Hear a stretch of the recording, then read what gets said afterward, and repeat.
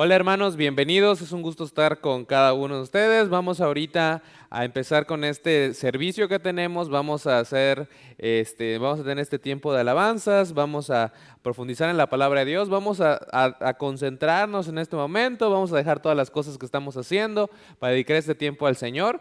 Vamos a pasar a unas alabanzas y después a estudiar la palabra de nuestro Dios. Bienvenidos. Hermanos, ¿qué tal? Es un gusto poder estar nuevamente acá con ustedes. Les pido por favor que inclinen sus rostros. Vamos a orar en este momento para que nuestra alabanza, nuestra adoración sean como ese olor fragante para Él. Vamos a orar. Dios, gracias por este día que nos regalaste. Muchas gracias, Padre, por tu bondad, por tu amor, porque eres bueno, Dios, porque eres fiel a pesar de que nosotros te fallamos. Eres fiel, Dios mío. Has sido bueno todo este tiempo, Padre. Y podemos decir, Dios, que hasta hoy tú nos has ayudado, Dios mío, y te damos gracias. Queremos cantarte estas alabanzas. Queremos hablar de tu magnificencia, queremos hablar de tu poder, queremos expresarlo en estos cantos, Dios. Queremos decirte que tú eres nuestro poderoso Dios y te damos gracias por todo tu amor y tu bondad. Todo eso te lo pedimos y te agradecemos, Padre, en el nombre de tu Hijo amado Jesús. Amén. La alabanza se llama Poderoso Dios. En ella decimos y cantamos que nuestro Dios es todopoderoso. Vamos a cantar.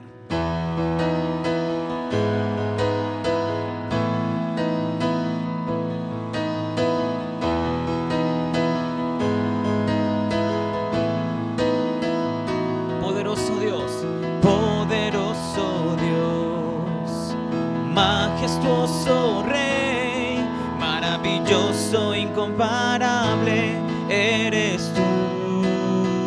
Poderoso Dios, poderoso Dios, majestuoso Rey, maravilloso, incomparable eres tú. Tu nombre exalto, tu nombre exalto, tu grandeza proclamo, Señor, no hay nadie como tú. Tu nombre exalto, tu grandeza proclamo, incomparable eres mi Señor. Él es nuestro poderoso Dios. Él es el majestuoso Rey de nuestras vidas. Vamos a decirlo. Poderoso Dios, majestuoso Rey, maravilloso, incomparable eres tú. Poderoso Dios, majestuoso Rey, maravilloso, incomparable eres tú. Tu nombre exalto, tu nombre exalto, tu grandeza proclamo, Señor, no hay nadie como tú.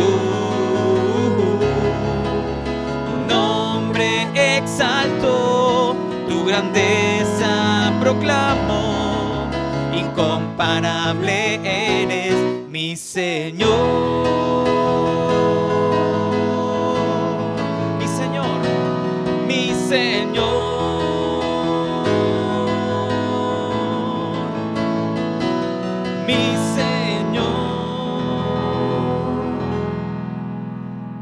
Él es ese poderoso Dios. Vamos a cantar una siguiente alabanza. Se llama Tu mirada.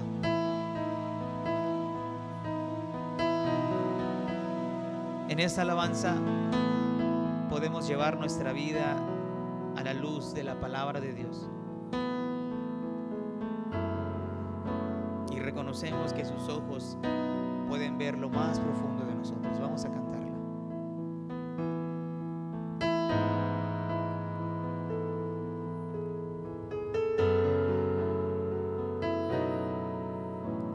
Tus ojos revelan que yo nada puedo esconder, que no soy nada sin ti, oh fiel Señor. Todo lo sabes de mí,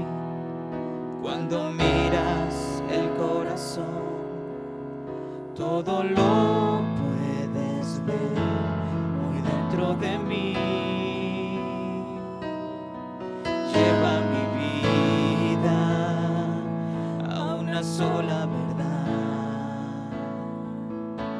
que cuando me miras nada puedo ocultar. Sé que es tu fidelidad que lleva mi vida más allá de lo que pueda imaginar. Sé que no puedo negar que tu mirada puesta en mí me llena de tu paz.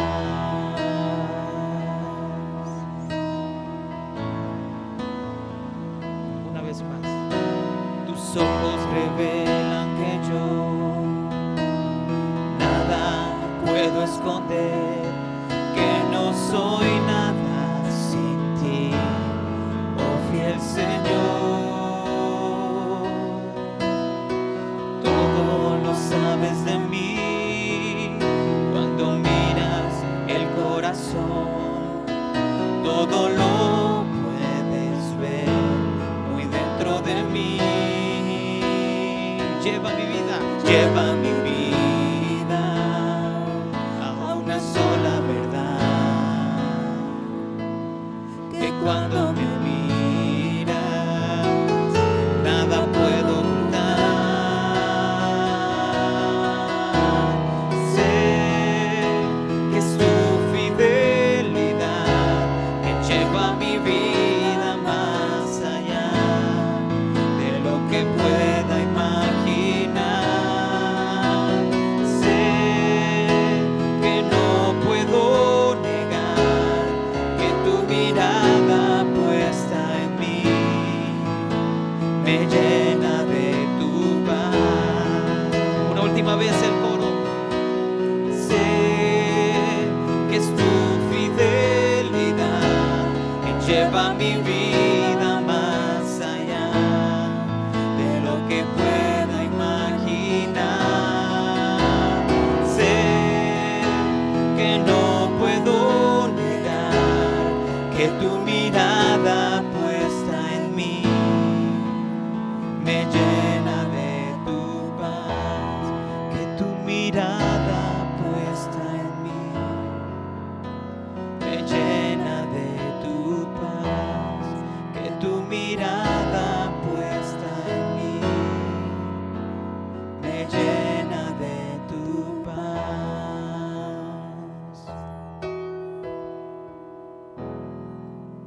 Amén. Muy bien.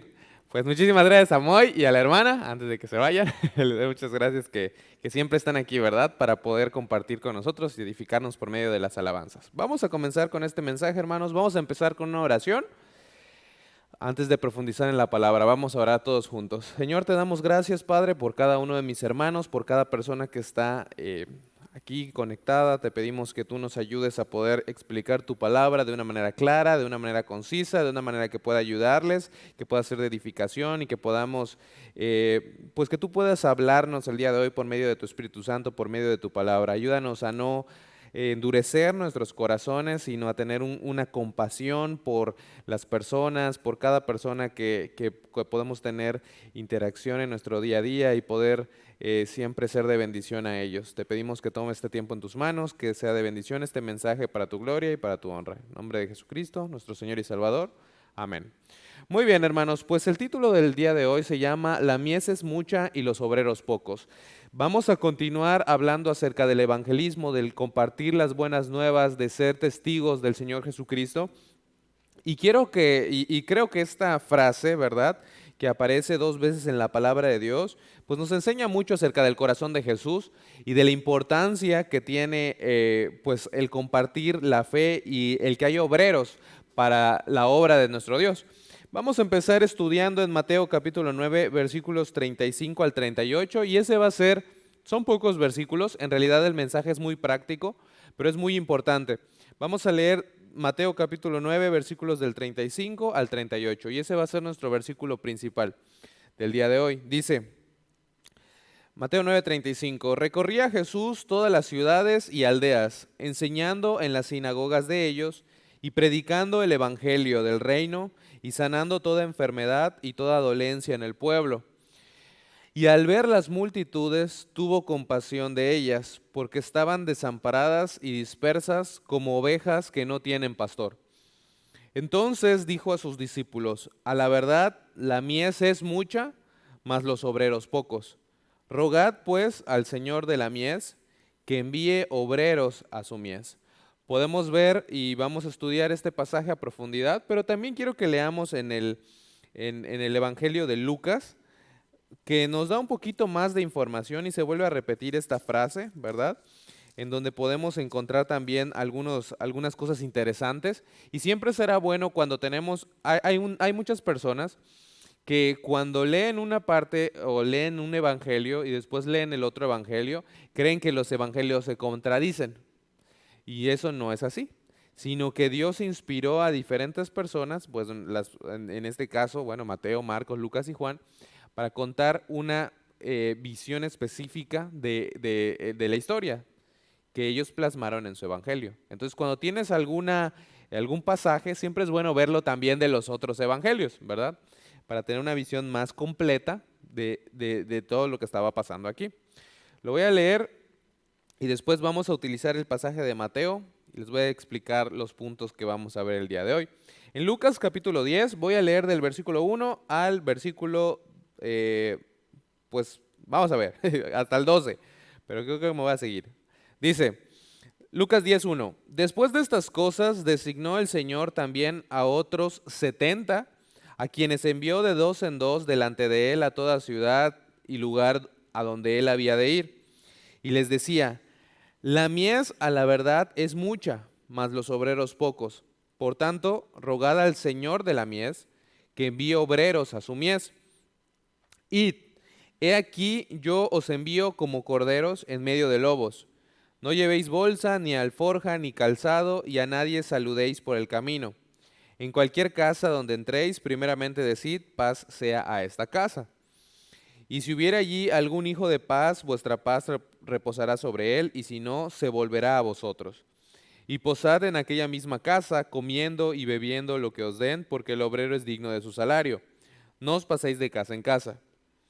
En cualquier ciudad donde entréis y os reciban, comed lo que os pongan delante, y sanad a los enfermos que en ella haya, y decidles, se ha acercado a vosotros el reino de Dios. Mas en cualquier ciudad donde entréis y no os reciban, saliendo por sus calles, decid, aún el polvo de vuestra ciudad que se ha pegado a nuestros pies, lo sacudimos contra vosotros. Pero esto sabed que el reino de Dios se ha acercado a vosotros. Y os digo que en aquel día será más tolerable el castigo para Sodoma que para aquella ciudad. Y podemos brincar al versículo 16. Dice, el que a vosotros oye, a mí me oye, y el que a vosotros desecha, a mí me desecha. Y el que me desecha a mí, desecha al que me envió. Volvieron los 70 con gozo, diciendo, Señor, aún los demonios se nos sujetan en tu nombre. Y les dijo, yo veía a Satanás caer del cielo como un rayo. He aquí os doy potestad de hollar serpientes y escorpiones y sobre toda fuerza del enemigo, y nada os dañará.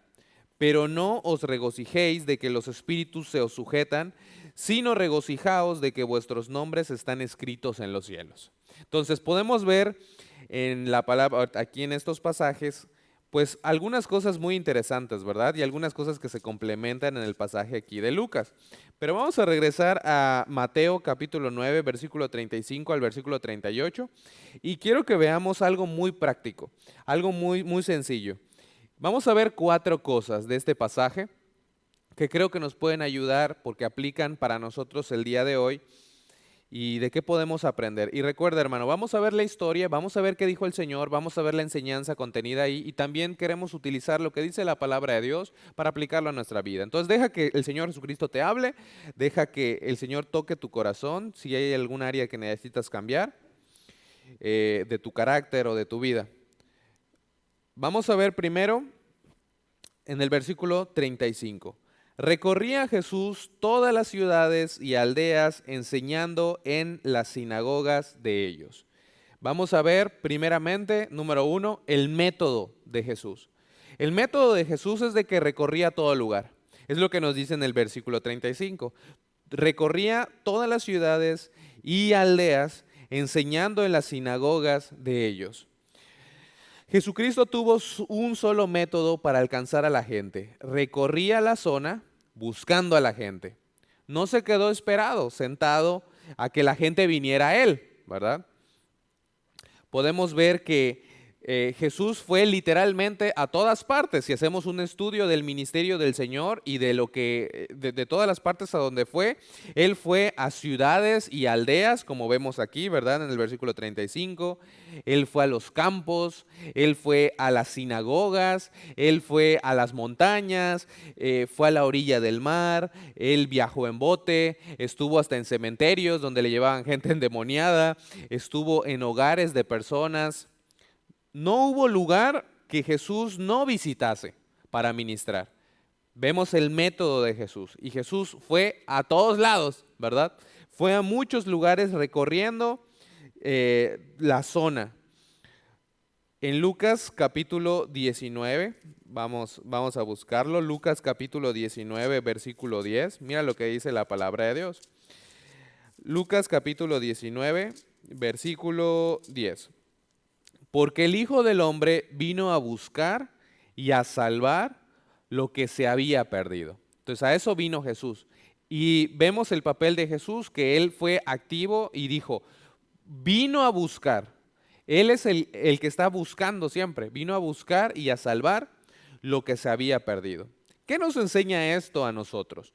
¿Qué nos enseña el método del Señor Jesucristo? Bueno, número uno, que el mismo método se nos es dado a nosotros en la gran comisión, ¿verdad?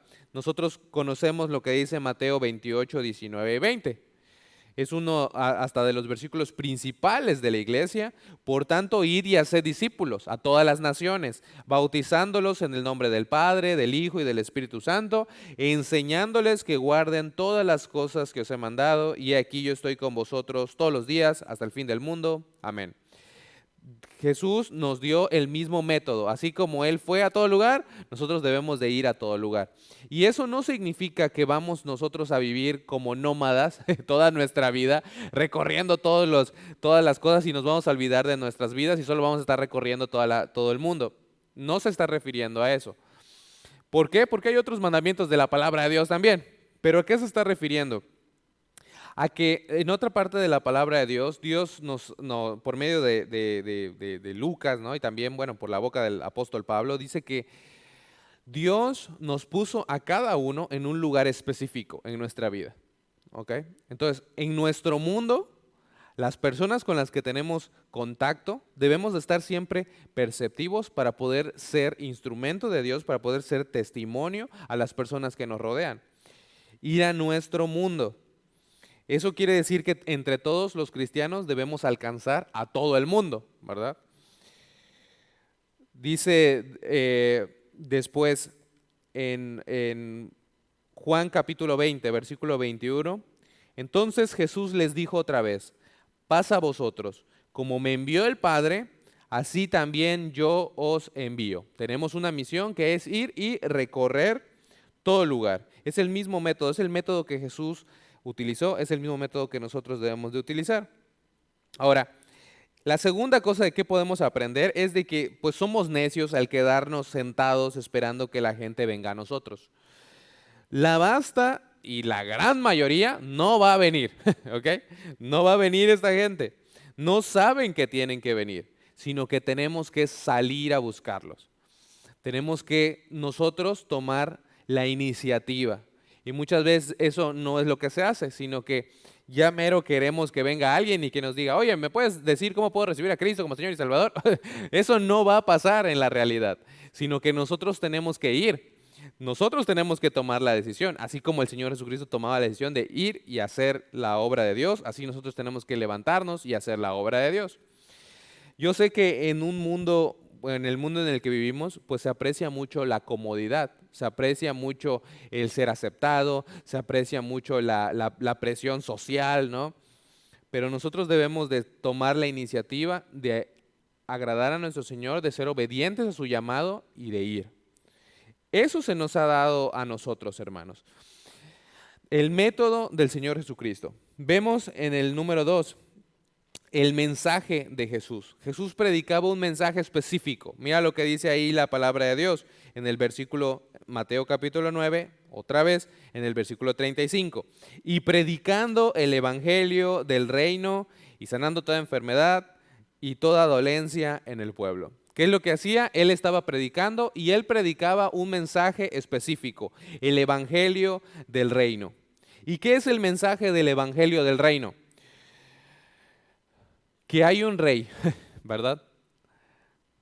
Del principio hay un rey que gobierna el universo.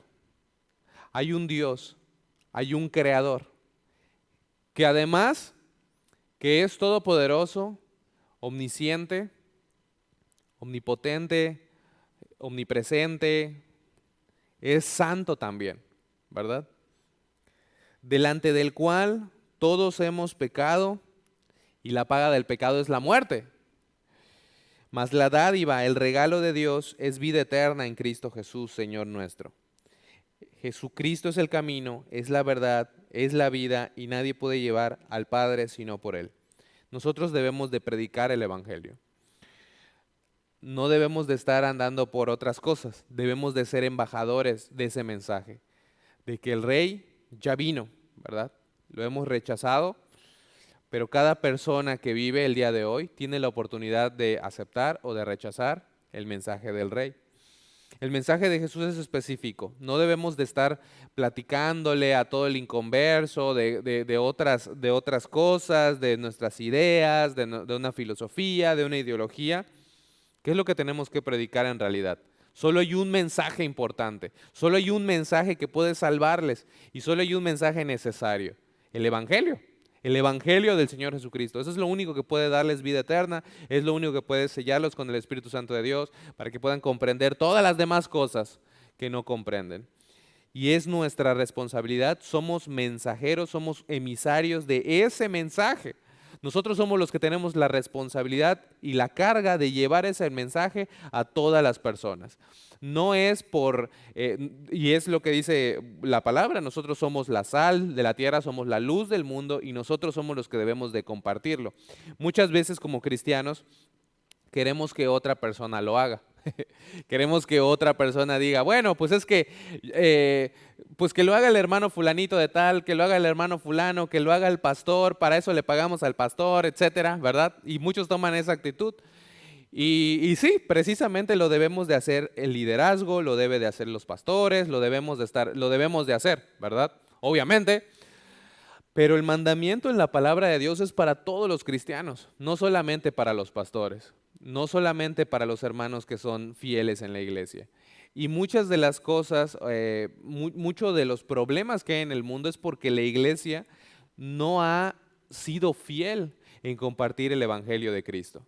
No ha sido fiel. Entonces, y están relegando esa responsabilidad, están aplazando esa responsabilidad, están diciendo, bueno, pues mejor hago como que eso no es para mí y no estamos prestando atención a esa responsabilidad de predicar el mensaje tan importante de que el reino de Dios se ha acercado, el mensaje del evangelio del reino, porque el rey ya vino y va a regresar nuevamente y nos va a pedir cuentas. Y ahí es donde va a haber mucha vergüenza y humillación delante de Dios en su presencia.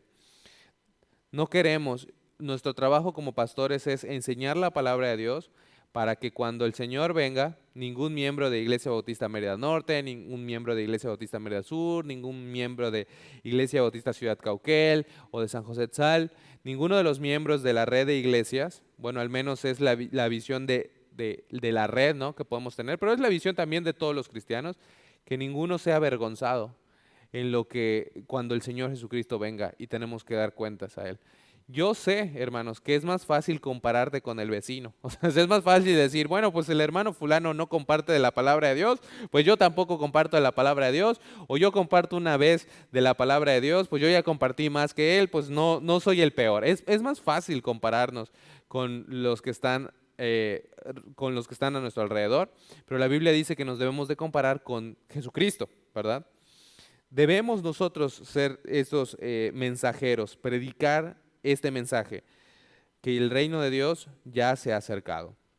Vamos a continuar. En Mateo capítulo 9, versículo 36, entonces ya vimos el método del Señor Jesucristo, ya vimos el mensaje del Señor Jesucristo y tres, vamos a ver las multitudes. Versículo 36.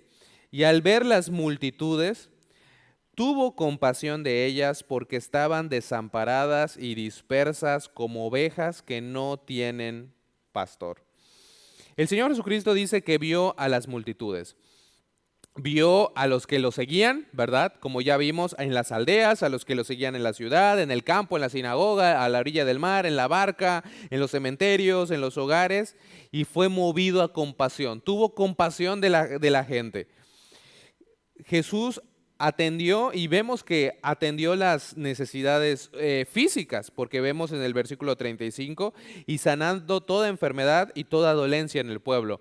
O sea, Jesús literalmente era un agente de sanación, ¿no? O sea, él pasaba y la gente iba sanando, ¿verdad? Y esto vemos que pasaba también con los apóstoles. No era como el día de hoy de muchas personas que dicen que tiene ese don de sanidades y que te vas a curar de dolor de espalda o de dolor de cabeza en 3 días si tienes suficiente fe. No, el Señor Jesucristo era un resultado instantáneo. Era sanidad completa, inmediata, 100% en el momento, ¿verdad? Y Él tenía vemos que tenía ese corazón por el sufrimiento de la gente y el sufrimiento físico de la gente, pero mira lo que es más importante aquí. Dice, y al ver las multitudes tuvo compasión de ellas, y después te explica por qué tuvo compasión de ellas, porque estaban desamparadas y dispersas como ovejas que no tienen pastor.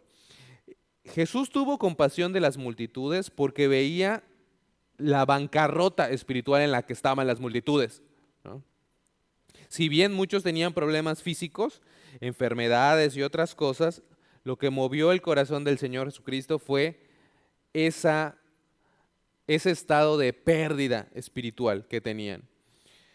Las multitudes estaban desamparadas, estaban dispersas y estaban perdidas. Estaban muertos para Dios, tenían vacío, soledad, perturbación, falta de propósito, significado de la vida. Los vio a todos y los observó y los estudió. Y ninguno escapó al ojo y al corazón de Jesús. En Juan capítulo 2, en el Evangelio de Juan capítulo 2, en el versículo 25, mira lo que dice la palabra de Dios. Dice la palabra de Dios, y no tenía necesidad de que nadie le diese testimonio del hombre, pues él sabía lo que había en el hombre. Podemos ver que el Señor Jesucristo sabía lo que había en el corazón de cada uno. Y Él conoce lo que hay en el corazón de todas las personas el día de hoy, todas las personas que nos rodean. Él conoce los anhelos más profundos de nuestro corazón y de las personas que nos rodean. Él sabe, Él conoce a la perfección a cada persona que alguna vez haya vivido, porque Él es Dios. Quiero que veamos algunas cosas en este versículo 36. Y al ver las multitudes, dice, tuvo compasión de ellas.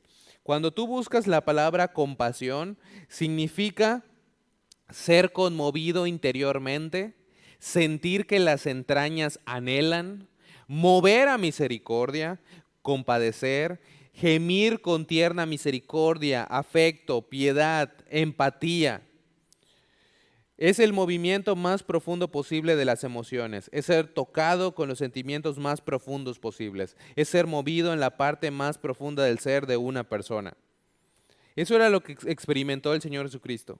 Él sabía que ellos tenían problemas físicos, tenían problemas con su vida, tenían problemas con el pecado, tenían problemas con incluso la misma religión, porque era una religión que no podía que no los estaba guiando a Dios, sino que los estaba diciendo, como él mismo dijo en Mateo capítulo 23, los hacía 2 veces más hijos del infierno, ¿verdad? Dice que los fariseos, que eran este sistema religioso, ¿verdad? O este poder religioso de su tiempo, dice, ustedes no están entrando al reino de Dios, no están entrando al cielo, no están siendo salvos y se están poniendo en la puerta para que nadie más entre. Es lo que estaba diciendo. ¿Tú cómo crees que estaba el corazón de la gente cuando vino el Señor Jesucristo? Él tuvo compasión de ellos. La pregunta el día de hoy, hermano, es, ¿nosotros estamos teniendo compasión por las personas perdidas? ¿Estamos teniendo compasión por nuestros conocidos que no conocen del Señor? Porque muchas veces podemos sentir o poder decir, bueno, hay que tener compasión por los desconocidos, ¿no? Y es más fácil no sentir compasión por los desconocidos porque son desconocidos. Pero las personas que tú conoces, las personas que están a tu alrededor, ¿sientes compasión por ellos? ¿Sientes eso como acabamos de ver, que las entrañas anhelan por ellos, por sus problemas? Eso es lo que sintió el Señor Jesucristo. Dice, tuvo compasión de ellas. Y después te dice, ¿por qué? Porque estaban desamparadas y dispersas.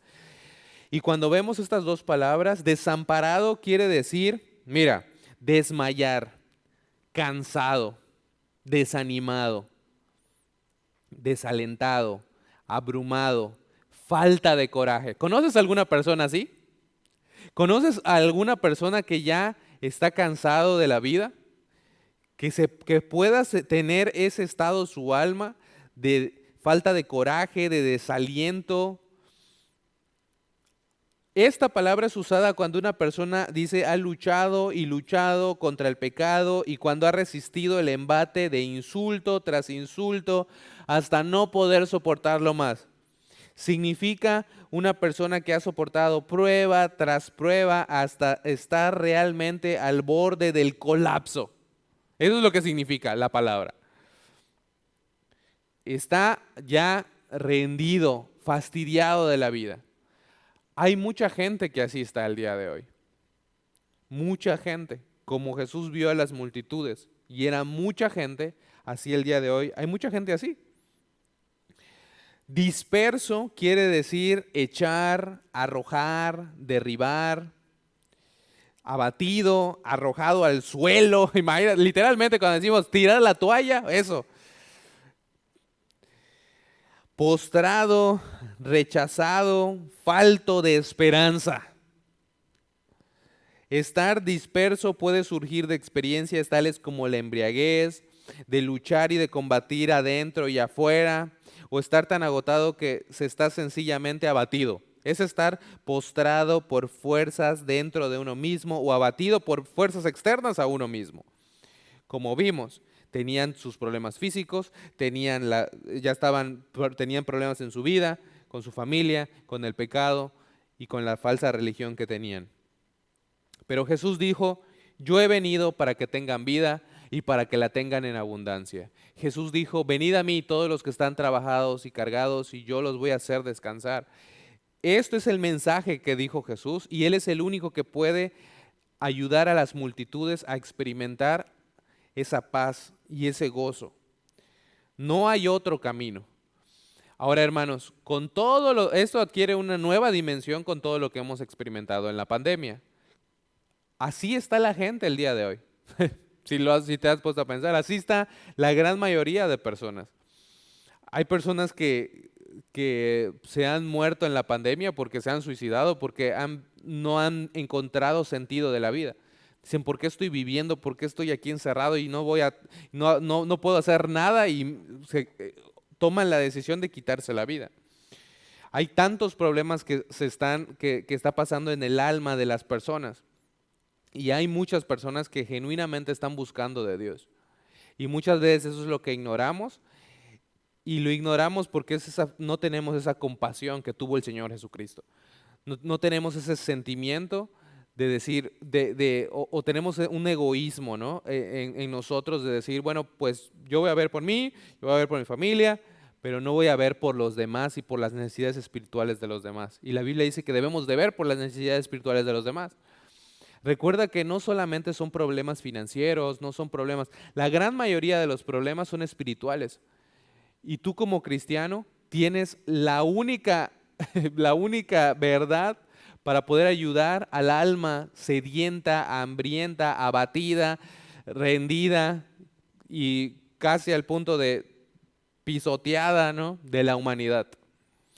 No te va a ayudar, no va a ayudarles, no necesitan a una persona que los esté motivando y que les esté echando porras y que les digan, ay, ¿qué es lo mejor? No, ¿qué mejor? Eres la mejor persona del mundo. No necesitan un motivador, no necesitan un coach, no necesitan una persona que les dé, que solamente platique con ellos y que puedan desahogarse. Bueno, eso es una parte, pero necesitan arreglar el problema que tienen con Dios. Ese es el gran problema. Y nosotros somos los embajadores. Y como dice el apóstol Pablo, que nosotros deberíamos estar como rogando, reconcíliate con Dios, porque pueden hacerlo el día de hoy.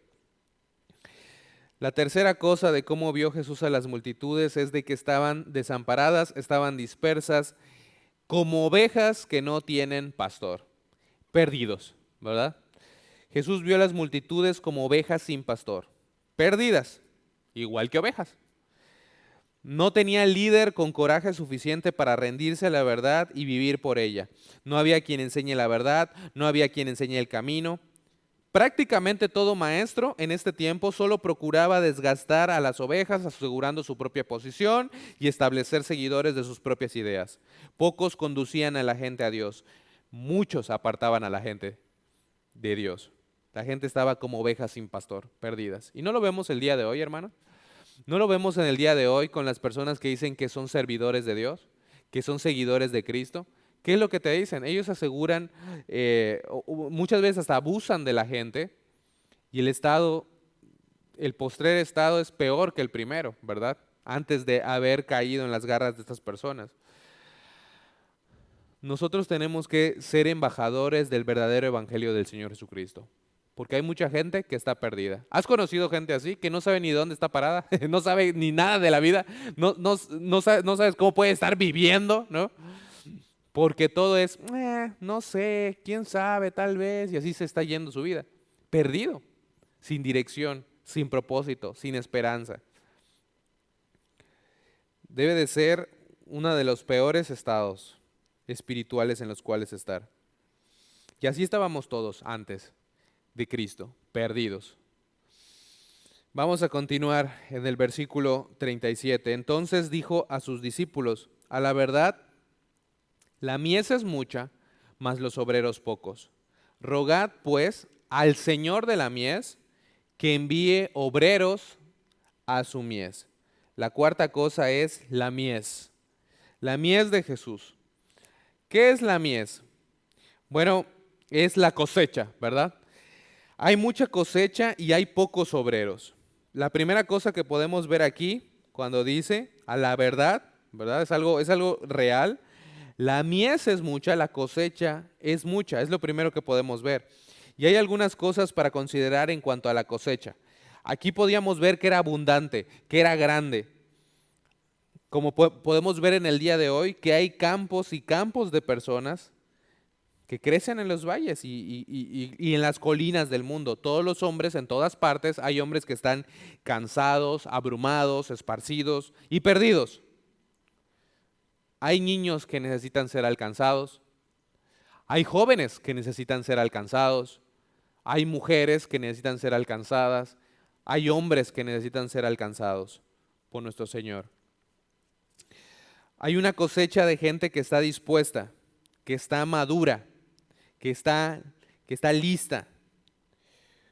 Podemos ver en Juan capítulo 4, lo voy a buscar rápidamente, en el versículo 34 voy a empezar a leer. Juan capítulo 4, versículo 34. Mira lo que dijo Jesús en otra ocasión. Jesús les dijo, cuando iba a predicar a unos samaritanos, ¿verdad? Dice en el versículo 34, Jesús les dijo, mi comida es que se haga la voluntad del que me envió, del Padre, y que acabe su obra. ¿No decís vosotros, aún faltan 4 meses para que llegue la siega? Entonces él estaba hablando de la cosecha del trigo, ¿no? He aquí, os digo, alzad vuestros ojos y mirad los campos, porque ya están blancos para la siega. Y el que siega recibe salario y recoge fruto para vida eterna, para que el que siembra goce juntamente con el que siega. Porque en esto es verdadero el dicho: uno es el que siembra y otro es el que siega. Yo os he enviado a segar lo que vosotros no labrasteis, otros labraron, y vosotros habéis entrado en sus labores. Entonces, ¿qué es lo que estaba diciendo Jesús? Estaba diciendo, y lo podemos ver en el día de hoy, pero no caigas tampoco en la mentira de Satanás. Hermano, la cosa es, hay mucha gente, o podemos ver por toda la oscuridad que hay, espiritual que hay en el mundo, podemos decir, nadie está buscando a Dios. Te puedes desalentar, te puedes desanimar tú y dices, no hay nadie que está buscando a Dios, ¿no?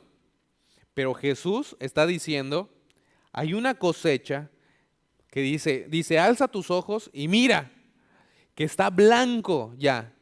En los campos de trigo, cuando ya estaba blanco, ¿verdad? Estaba lista para meter la hoz, para cegar, para cosechar, para recoger,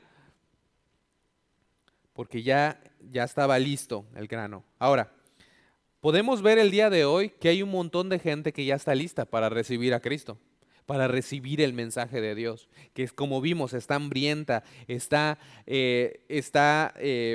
perdida, está también como pues con este sentido desesperanzados, ¿no? Dispersos, y que necesitan escuchar ese mensaje, hermanos. O sea, hay mucha gente que lo necesita. Y hay mucha gente que, si bien muchos van a rechazar, muchos van a aceptar también. Y no debemos de olvidarnos de estas personas. Que algunos su alma está gritando por dentro, que necesitan ya, desean el evangelio o la respuesta. Ellos no lo saben y ellos no tienen idea de lo que necesitan, pero eso es lo que están pasando en realidad en sus vidas. Están literalmente listos para ser cegados, para tener un propósito, un sentido y un significado para sus vidas. Tal vez no sabían lo que les causaba el anhelo y la angustia en sus corazones. Tal vez no sabían cómo identificar su necesidad, pero están listos para aferrarse a la respuesta, y la respuesta es Jesús. Entonces, actuar ahora es urgente. Es importante que nosotros compartamos del evangelio. Ahora. Por eso Jesús les dijo en el otro pasaje que vimos en Lucas: no lleves calzado, no lleves alforja, no lleves bolsa, no lleves nada. ¿Por qué es lo que les estaba diciendo? ¿Que andaban descalzos ahí por Palestina, donde estaba terrible el sol? No es lo que les estaba diciendo. Lo que estaba tratando de transmitir era una verdad espiritual, donde estaba diciendo, la necesidad es urgente. Dice, si alguien, hasta dijo, el mismo Señor dijo, si alguien sale en el camino y te quiere saludar, ni lo saludes, dice. O sea, ¿qué es lo que estaba diciendo? ¿Que no debemos de saludar a las demás personas? No, no es lo que estaba diciendo Jesús. Lo que estaba diciendo es, en ese tiempo, si alguien te saludaba, la plática se podía extender e incluso podían llegar a comer y hacer otras cosas. La necesidad, el trabajo para hacer la obra de Dios debe de ser algo urgente. Y debe de ser urgente por varias razones. La primera razón por la que debe de ser urgente es porque hay gente que ya está lista para recibir al Señor. Esa es una. Otra es porque, piénsalo, tenemos poco tiempo para hacer testimonio. En realidad, la vida que tenemos aquí en la tierra se va muy rápido. La cosecha está madura, está lista y está desesperada. Y hay mucha gente que está en el punto de su vida donde está lista para ser cegada. Hay muchas razones de por qué tiene que ser urgente. No se debía de perder el tiempo deteniéndose a lo largo del camino para conversaciones innecesarias. Ese tiempo debía ser dedicado al ministerio o a la oración. La misión de ellos debía estar enfocada en otro mundo que duraría eternamente, un mundo al que toda persona debía entrar. El hombre necesitaba desesperadamente sentir la urgencia y el compromiso necesario para entrar al reino de Dios. Los obreros cristianos no debían ocuparse de este mundo y de sus innecesarios asuntos. Note que no todos los asuntos son innecesarios, pero muchos de ellos sí lo son, ¿verdad? Mira lo que dice la palabra de Dios en Efesios capítulo 5. Vamos a buscarlo todos juntos. Efesios capítulo 5, voy a leer el versículo 16. Dice la palabra de Dios. Voy a leer el 15 y el 16. Mirad pues con diligencia cómo andéis, no como necios, sino como sabios, aprovechando bien el tiempo, porque los días son malos. Tenemos poco tiempo aquí en la tierra para hacer una diferencia antes de que el Señor venga por cada uno de nosotros, los que hemos puesto nuestra confianza en Él, o muramos, que puede ser cualquier día. Nadie tiene la seguridad de que vamos a estar vivos el día de mañana. Nos podemos morir hoy en la noche, podemos irnos a la cama y no despertar. O sea, cada vez que nos vamos a dormir es un acto de fe. ¿Por qué? Porque podemos no despertar mañana. Y ya despiertas en el cielo o en el infierno, pero puedes no despertar aquí. Es un acto de fe. Entonces, por eso tenemos que utilizar bien nuestro tiempo. ¿Y qué mejor manera que compartiendo la palabra? Porque no siempre vas a poder compartir la palabra. Hay un libro en el seminario que se llama Lo único que no podrás hacer en el cielo. Así se llama. Es un libro de evangelismo. Si tienes oportunidad de leerlo, léelo. Te va a animar para compartir tu fe. Y el autor de este libro decía, Mark se llama el autor, decía que la única cosa que no vas a poder hacer en el cielo, bueno, hay algunas cosas que no vas a poder hacer en el cielo, pero uno de los grandes motivos de gozo, de una de las cosas hermosas que puedes hacer aquí en la tierra, que no vas a poder hacer en el cielo, es compartir tu fe. ¿Por qué? Pues todos van a ser salvos ahí. Piénsalo, es algo muy interesante. ¿Por qué? Porque va a llegar un día donde ya no vas a poder compartir de Cristo. Ya no vas a poder testificar del Evangelio de Cristo. ¿Por qué? Porque ya todos van a ser salvos. Todos los que vamos a estar ahí, vamos a ser salvos. Entonces, teniendo eso en cuenta, utiliza tu tiempo aquí en la tierra pensando en la eternidad, pensando que ya no vas a poder hacerlo en la eternidad y pensando en las personas que tienes aquí que amas, sintiendo compasión por ellas. Hay otro versículo muy interesante también en Proverbios capítulo 10, versículo 5, que tiene que ver con todo esto de la cosecha, ¿no? Y de la siembra y de todo esto. Todo eso tiene que ver. Y yo siento que el Señor pues tenía esto en mente cuando lo inspiró también, ¿verdad? Pero mira lo que dice en Proverbios capítulo 10, versículo 5. Mira, el que recoge en el verano es hombre entendido. El que duerme en el tiempo de la siega es hijo que avergüenza. Lo voy a repetir. El que recoge en el verano es hombre entendido. El que duerme en el tiempo de la siega es hijo que avergüenza. Ahora, hay muchas aplicaciones para este versículo, ¿verdad? La primera es que hay que trabajar en el tiempo que es debido, ¿verdad? La Biblia honra el trabajo y dice, pues hay que trabajar. Y el que no trabaje, que no coma, es lo que dice la palabra. Pero también dice que hay tiempo para dormir, y lo dice también en Eclesiastés, ¿verdad? Hay tiempo para todo lo que se quiere debajo del sol. Y hay tiempo para sembrar y hay tiempo para cosechar. Y aquí en lo que nos dice en el versículo 5 dice, el que recoge en el verano es hombre entendido. El que está trabajando en el verano es hombre entendido. El que duerme en el tiempo de la siega es hijo que avergüenza. ¿Por qué? Porque es un necio, porque es una persona que todo el trabajo que se tomó para que se pudiera lograr el fruto de algún árbol en el tiempo de la siega, ya no lo está utilizando, sino que está dejando que todo se pierda, que todo se eche a perder. ¿Puedes ver esa aplicación?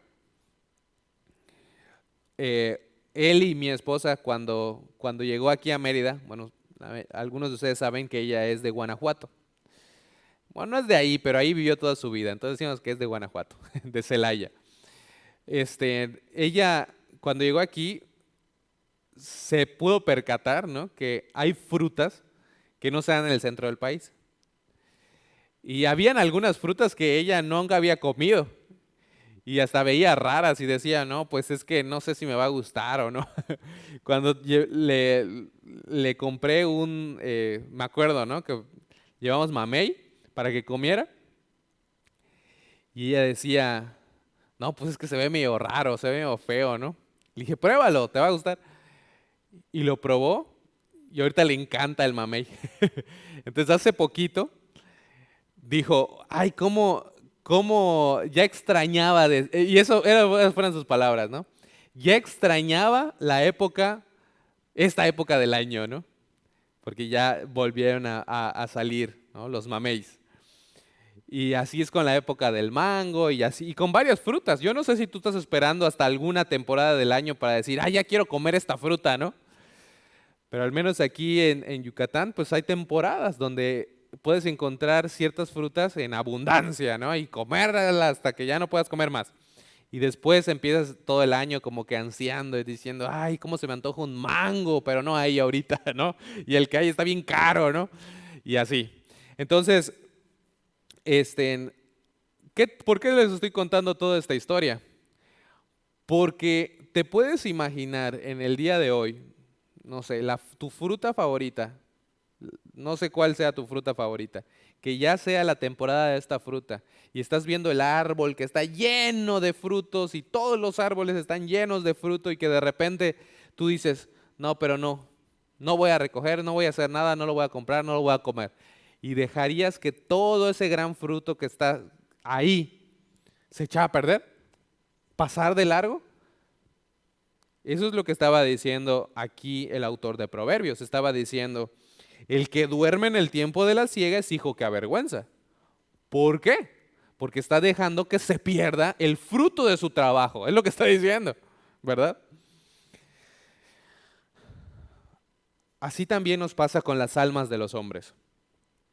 Hay alguna persona que ya sembró la semilla y algunas veces te va a tocar a ti sembrar la semilla. Algunas veces te va a tocar regar, algunas veces te va a tocar abonar y algunas veces te va a tocar cosechar.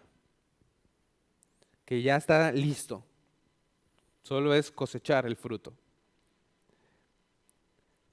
Entonces, si no estamos cosechando el fruto, en realidad estamos ignorando el trabajo de muchas personas que estuvieron ahí hablando y que estuvieron regando y que estuvieron siendo de bendición a esta persona.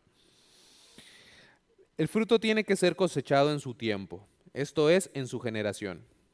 El tiempo en que puede hacerse la siega es breve, de lo contrario, se echará a perder, muriendo en el campo donde creció. Cada generación tiene que ser cosechada en su generación. Cada uno dispone solamente de determinada estación, así como hay estaciones. Cada uno de nosotros tenemos una estación, que es nuestra vida, nuestra generación, la duración de nuestra vida, en que puede segar, en que podemos cosechar, en que podemos sembrar, en que podemos regar. Su tiempo de cosecha es breve, muy breve. Toda persona también tiene una estación suprema, un tiempo óptimo para la cosecha. Es tanto más fructífero y gozoso cosechar a un hombre en su estación óptima que tratar de hacerlo en otros momentos. Entonces, vemos que hay mucha gente que ya está lista y que es nuestra responsabilidad hacerlo. Hay muchas personas que ignoran ese principio y no lo hacen. Vamos a regresar aquí en Mateo capítulo 9, porque dice en el versículo 37, a la verdad la mies es mucha, más los obreros pocos. Y la otra parte de este versículo es que los obreros son pocos. Y lo podemos ver en el día de hoy. Vemos que hay una gran necesidad de obreros. Cristo necesita de gente, de niños, de mujeres, de hombres, de jóvenes. Los obreros son pocos. Él necesita muchos obreros y los necesita ahora. A menos que haya segadores que salgan a segar, la cosecha se echará a perder en la tierra. Ahora, podemos preguntarnos, ¿por qué no hay obreros? ¿Por qué no hay más obreros? Bueno, número uno, algunos rechazan el llamado de Dios. Dios les ha mandado y ellos saben que tienen el llamado de Dios, pero no quieren hacerlo, lo rechazan. Algunos posponen el llamado de Dios, donde dicen, bueno, sí le voy a hablar de Cristo a fulanito de tal, pero no hoy, mañana, ¿verdad? O la próxima semana, o en un mes que esté más tranquilo, o ahorita, y siempre se pospone, ¿verdad? El llamado. Algunos niegan el llamado de Dios, cierran totalmente sus mentes a Él. Hay mucha gente que puede venir a la iglesia, escucha, escucha, escucha, escucha, escucha. Las partes que no me gustan, no lo oigo, no lo oigo, no lo oigo. Y después me voy y ya está. Cierro mi mente. Algunos pues buscan otras cosas, ¿no? Una profesión, una posición o un sostén para la vida en vez de realmente extenderse, ministrar a la gente. Algunos predican evangelios falsos. Algunos carecen de suficiente entrega, ¿no? Para extenderse y ministrar, simplemente no lo hacen. Ven ahí la puerta abierta y la cierran y no, mejor no. Y algunos se sienten satisfechos con su religión, con rituales, con la rutina, que no toman ese paso nunca. Por eso no hay obreros, por eso los obreros son pocos. Ahora, ¿qué es lo que debemos hacer? Y esta es una exhortación para toda la iglesia. Yo sé que la gran mayoría de las personas que están viendo esta transmisión forman parte de la iglesia. Puede ser que no seas del sur, puede ser que seas del norte, puede ser que seas de Cauquel, puede ser, no importa de qué iglesia eres. Pero esta es una exhortación para cada uno de nosotros, hermanos, incluyéndome a mí. ¿Qué es lo que podemos hacer nosotros como hijos de Dios, como cristianos? Y más que nada, ¿qué es lo que debemos hacer? ¿Cuál es nuestra parte? Cada vez que ha habido, y voy a utilizar una palabra que puede producir un poquito de ruido, cuando hay un avivamiento, ¿qué es un avivamiento? Un avivamiento no es cuando un montón de gente se pone como loca y empieza a actuar de una manera descontrolada y que le atribuyen todas estas cosas al Espíritu Santo. Eso no es un avivamiento. Un avivamiento es cuando muchas personas se dan cuenta de su necesidad de Dios y van y se arrepienten y se humillan delante de Dios y hay un cambio drástico de la dirección de sus vidas, incluso ayudando a cambiar su propia vida, pero también su familia y algunos su comunidad y algunos hasta países y hasta zonas y hasta el mundo. Siempre que ha habido algo así, un movimiento así, ha empezado con una cosa que muchas veces se nos olvida como cristianos. Me incluyo, yo también. Todos hemos sido culpables de no orar por esto o de no hacer esto, que es, como ya lo dije, orar. Orar por obreros. Ahí nos dice en el versículo 38, en Mateo 9:38, rogad pues al Señor de la mies que envíe obreros a su mies. La primera cosa es orar. No te desanimes. Yo sé que van a haber muchas personas en la iglesia que no quieren seguir a Dios. Van a haber algunos que son tibios, van a haber algunos que son fríos y van a haber algunos que son muy fieles a la obra de Dios. Yo no sé en qué categoría o en qué grupo estés, no importa. Pero si tú eres de las personas que en realidad quieres servir a Dios con todo tu corazón, si tú eres de las personas que en realidad quieres hacer algo para extender el reino de Dios, que tu vida valga algo en lo que estás aquí en la tierra, una de las cosas que podemos hacer todos juntos como iglesia, como conjunto de iglesias, aquí en Mérida y en el mundo, pero estoy hablando a los que están escuchándome, es empezar a orar. Doblar nuestras rodillas y en tu tiempo de oración te invito a hacerlo. Yo tengo que hacerlo, todos tenemos que hacerlo. Doblar nuestras rodillas y orar al Señor. Señor, estamos en medio de una generación adúltera, pecadora, perdida, desamparada, dispersa y llena de iniquidad y llena de pecado. Vivimos en un mundo oscuro, de obscuridad espiritual. Sí, como nunca antes probablemente. Así es. Envía obreros, envía personas. Levanta de las iglesias donde estamos, llama, pon en el corazón de hermanos que se levanten y que puedan ser mensajeros de tu evangelio, que rindan sus vidas a ti, que puedan ser pastores, que puedan ser misioneros, que puedan ser líderes con una pasión para tus cosas. Empezar a orar por eso. Normalmente oramos, no, que sane fulanito, sane fulanito, sane fulanito, y está bien, o sea, debemos de orar por las cosas físicas, pero no debemos dejar las cosas espirituales, y muchas veces no oramos por las cosas espirituales. ¿Y qué debemos de orar por las cosas espirituales? Una de esas cosas es, Señor, levanta gente, levanta obreros, envía obreros a tu mies. Esa es la primera cosa que podemos hacer.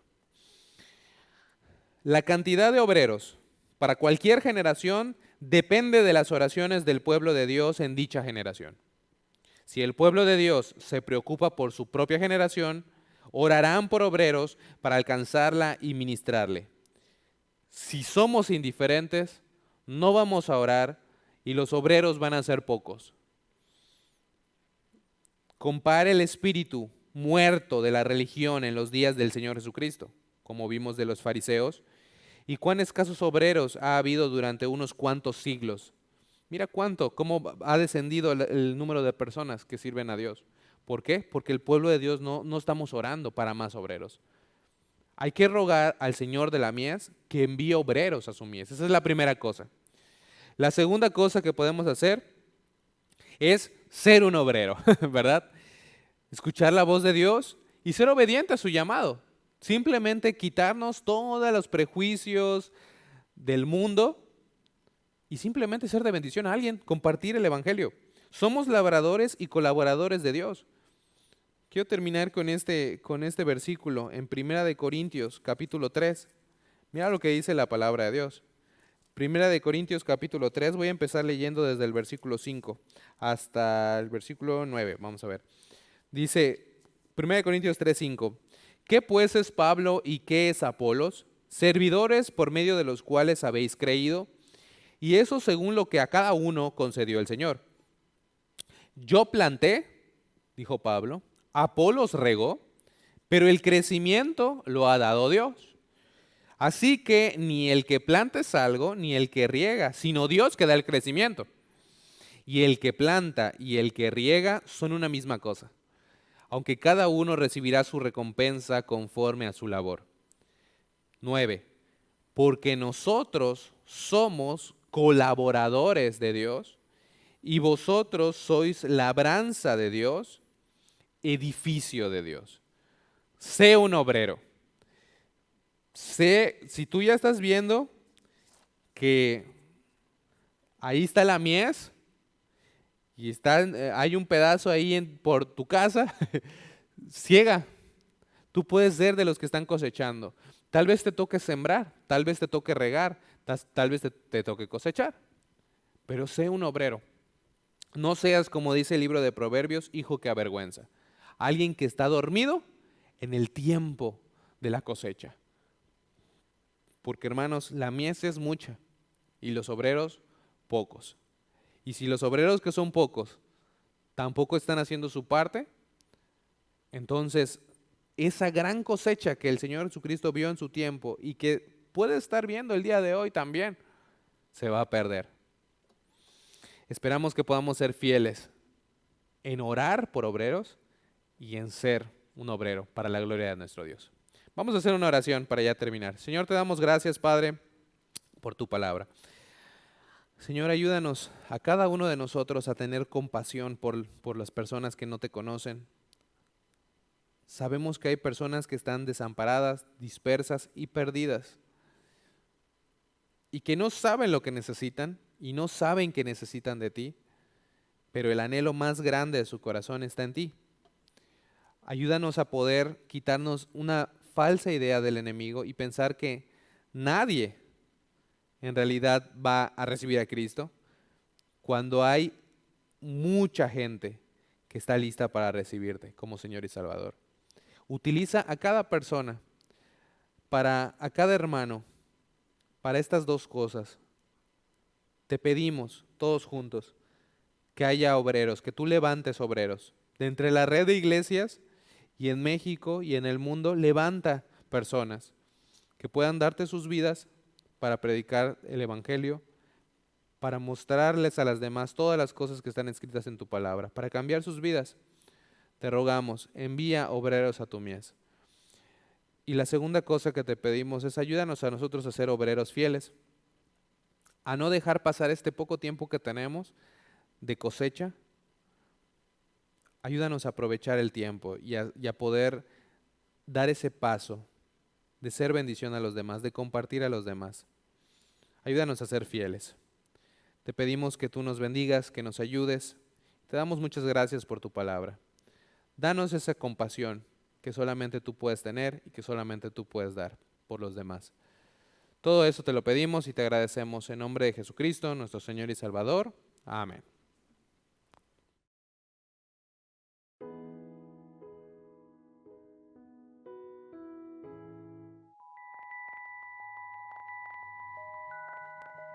Tú sabes que la Biblia dice que salvación es gratis, que Dios nos dio salvación como una dádiva o regalo.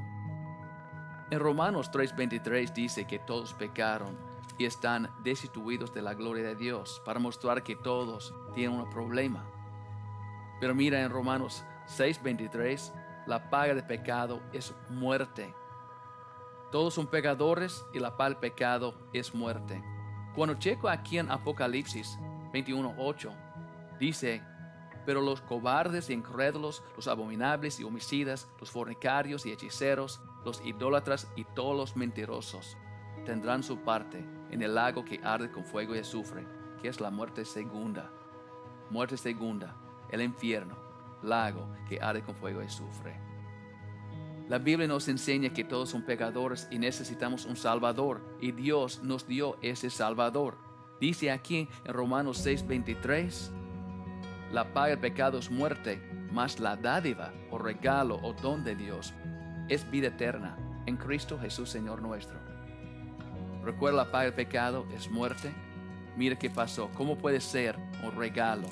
Porque Dios dice aquí en Romanos 5:8, mas Dios muestra su amor para con nosotros, en que siendo aún pecadores nosotros, Cristo murió por nosotros. La paga del pecado es muerte, pero Jesucristo pagó esta cuenta para nosotros. Porque Dios nos ama tanto, envió a su Hijo para morir para nosotros. Qué bendición, qué regalo de Dios. Dice aquí también: no hay otro camino para ser salvo. Nadie puede ser salvo, nadie puede tener vida eterna sin Jesucristo. Dice en 1 Juan 5:12, el que tiene el Hijo tiene la vida. El que no tiene el Hijo no tiene la vida. Si tiene Jesucristo, tiene vida eterna. No tiene Jesucristo, no tiene esa salvación. ¿Por qué? La paga del pecado es muerte. Y Jesucristo pagó esta cuenta por nosotros. Mira aquí en Romanos 10:9. ¿Cómo puedo tener Jesucristo? Yo quiero tener Jesucristo. ¿Cómo es posible? Dice aquí muy claro en 10:9 de Romanos, que si confesares con tu boca que Jesús es el Señor y creyeres en tu corazón que Dios le levantó de los muertos, serás salvo. Porque con el corazón se cree para justicia, pero con la boca se confiesa para salvación. Si cree con todo tu corazón que Jesucristo murió en esta cruz por nuestros pecados y Dios levantó a él el tercer día, cree eso para justicia, puede por la boca confesar Jesucristo como tu Señor y Salvador.